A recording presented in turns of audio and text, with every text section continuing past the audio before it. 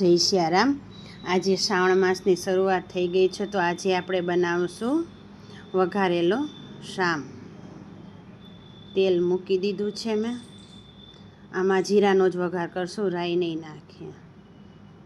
પછી નાખશું મીઠો લીમડો, પછી નાખશું લીલું મરચું,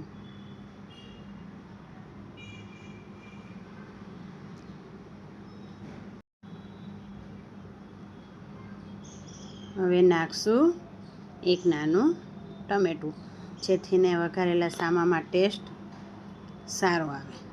થોડી વાર તેલમાં ફેરવશું, પછી નાખશું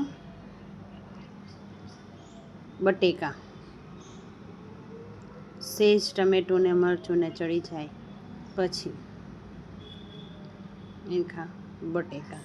બટેકાને તેલમાં જ ચડી જવા દેવાના છે, એટલે 5 મિનિટ એમનેમ તેલમાં ફેરવતા રહેશું।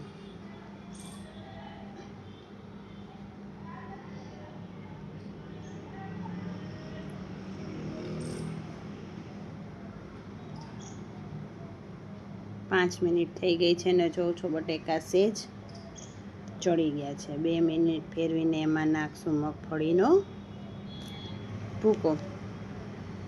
તમને ટેસ્ટ સારો લાગે તો નાખો, નહીંતર ફરજિયાત નથી, તલનો ભૂકો પણ નાખી શકો છો।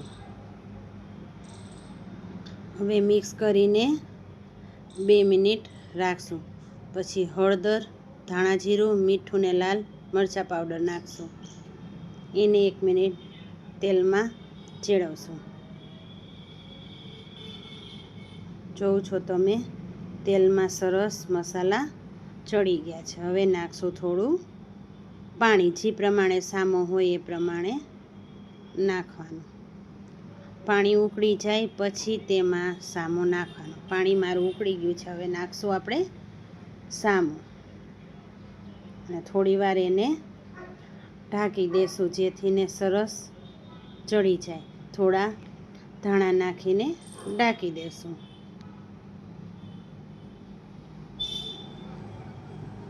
જોઉં છો શામો રેડી છે।